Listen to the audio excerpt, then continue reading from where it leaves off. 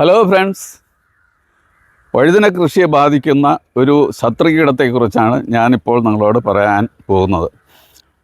പല കീടങ്ങൾ വഴുതന കൃഷിയെ ബാധിക്കാറുണ്ട്. അവയിൽ ഒരെണ്ണമാണ് ലീഫ് റോളർ അല്ലെങ്കിൽ ഇല ചുരുട്ടിപ്പുഴു.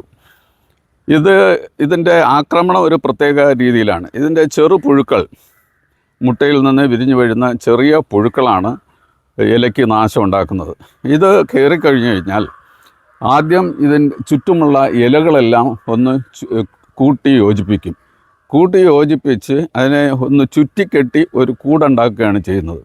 അപ്പോൾ ഇതിൻ്റെ ശരീരത്തിൽ ഗ്ലാൻഡുകളുണ്ട്, സിൽക്ക് ഗ്ലാൻഡുകളുണ്ട്. ഈ ഗ്ലാൻഡുകളിൽ നിന്ന് പുറപ്പെടുവിക്കുന്ന ഒരു സ്രവമുണ്ട്. ഈ സ്രവം ഉപയോഗിച്ചിട്ടാണ് ഇത് നൂല് ഉണ്ടാക്കുന്നത്. നൂലുണ്ടാക്കി കഴിഞ്ഞു കഴിഞ്ഞാൽ അത് വളരെ ശ്രമകരമായിട്ട്, വളരെ അധ്വാനത്തോടു കൂടി ഒരു നോൺ സ്റ്റോപ്പായിട്ട് തന്നെ അത് ഈ വരിഞ്ഞ് ചുറ്റിക്കൊണ്ടേ ഇരിക്കും. അങ്ങനെ പല ആവർത്തി വരിഞ്ഞ് കെട്ടിയിട്ടാണ് അതിൻ്റെ കൂടുണ്ടാക്കുന്നത്. ഒരു ടണൽ പോലെ ആയിത്തീരും. അതിന് ഒരു സംരക്ഷണമാണ്, അതിൻ്റെ ഒരു ഷെൽട്ടറാണ്.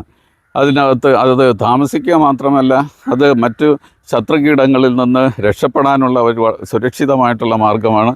അതുപോലെ തന്നെ സൂര്യാഘാതത്തിൽ നിന്നും മഴയിൽ നിന്നും ഒക്കെ രക്ഷപ്പെടുന്നതിന് വളരെ യോജിച്ച തരത്തിൽ ഒരു വീട് പണിയുന്ന അതേ ഒരു സ്കില്ലോടുകൂടി, സാമർഥ്യത്തോടു കൂടിയാണ് ഇത് ഈ കൂട് കെട്ടുന്നത്.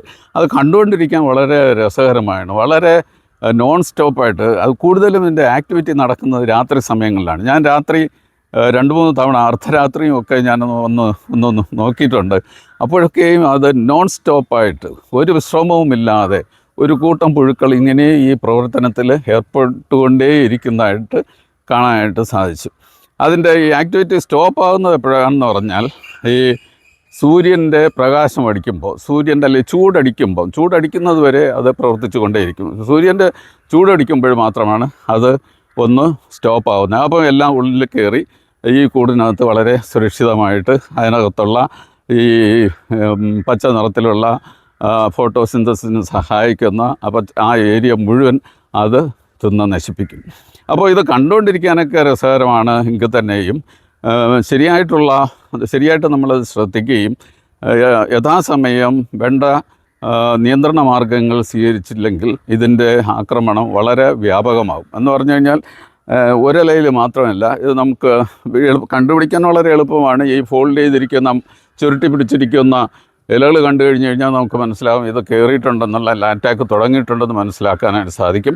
അപ്പോൾ അത് കണ്ടു കഴിഞ്ഞ് കഴിഞ്ഞാൽ ആദ്യം നമുക്ക് ചില കാര്യങ്ങൾ സ്റ്റെപ്പ് ബൈ സ്റ്റെപ്പായിട്ട് ചെയ്യേണ്ടതുണ്ട്. ഒരു മുൻകരുതലെന്നുള്ള നിലയിൽ നമുക്ക് ചെയ്യാൻ പറ്റുന്നത് നമ്മുടെ പുരയിടം വളരെ വൃത്തിയായി സൂക്ഷിക്കുക എന്നുള്ളതാണ്. കളകളൊക്കെ മാറ്റിക്കഴിഞ്ഞാൽ തന്നെ കുറേയൊക്കെ ഇതുപോലെയുള്ള പ്രാണികളുടെ ആക്രമണം നമുക്ക് ഒഴിവാക്കാനായിട്ട് സാധിക്കും. പിന്നെ നമുക്ക് ചെയ്യാൻ പറ്റുന്നത്, ഏതെങ്കിലും 1-2 ഇലയിൽ ഇത് കയറിയിട്ടുണ്ട്, ഇൻഫെക്ഷൻ ഉണ്ട് എന്ന് മനസ്സിലാക്കി കഴിഞ്ഞ് കഴിഞ്ഞാൽ അത് കൈകൊണ്ട് തന്നെ പറിച്ച് നശിപ്പിക്കുകയാണ് ഏറ്റവും ഫലപ്രദം. കാരണം നമ്മളത് അങ്ങനെ ചെയ്തു കഴിഞ്ഞ് കഴിഞ്ഞാൽ അവിടെ തന്നെ നമുക്ക് അതിനെ നിയന്ത്രിക്കാനായിട്ട് സാധിക്കും.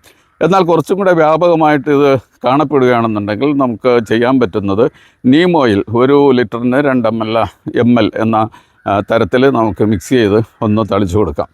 പിന്നെ വളരെ ലാർജ് സ്കെയിൽ വാണിജ്യാടിസ്ഥാനത്തിലൊക്കെ കൃഷി ചെയ്യുമ്പോൾ നമുക്ക് ഈ രീതികളൊന്നും ചിലപ്പം ഫലപ്രദമായില്ല എന്ന് വരും. അങ്ങനെ വരുമ്പോൾ നമുക്ക് രാസകീടനാശിനികളെക്കുറിച്ച് ചിന്തിക്കാവുന്നതാണ്. എമാമെക്റ്റിൻ ബെൻസോയേറ്റ് എന്ന് പറയുന്ന കീടനാശിനി 0.4 gram per liter അല്ലെങ്കിൽ 400 milligram per liter എന്ന തോതിൽ നമുക്ക് മിക്സ് ചെയ്ത് അടിച്ചു കൊടുക്കാനായിട്ട് സാധിക്കും. നമ്മുടെ കീടനാശിനി പ്രയോഗം എന്ന് പറയുന്നത്, രാസകീടനാശിനികളെന്ന് പറയുന്നത് നമ്മൾ ഏറ്റവും അവസാനത്തെ അറ്റംപ്റ്റാണ്. കഴിയുന്നതും അങ്ങനെയുള്ള കീടനാശിനികൾ നമ്മൾ ഉപയോഗിക്കാതിരിക്കുന്നതാണ് നല്ലത്, പ്രത്യേകിച്ച് പച്ചക്കറി വിളകളിൽ. ഈ വീഡിയോ നിങ്ങൾക്ക് ഇഷ്ടമായെങ്കിൽ നിങ്ങൾ ലൈക്ക് ചെയ്യുക, കമൻറ്റ് ചെയ്യുക, സബ്സ്ക്രൈബ് ചെയ്യുക, മറ്റുള്ളവർക്ക് ഷെയർ ചെയ്യുക.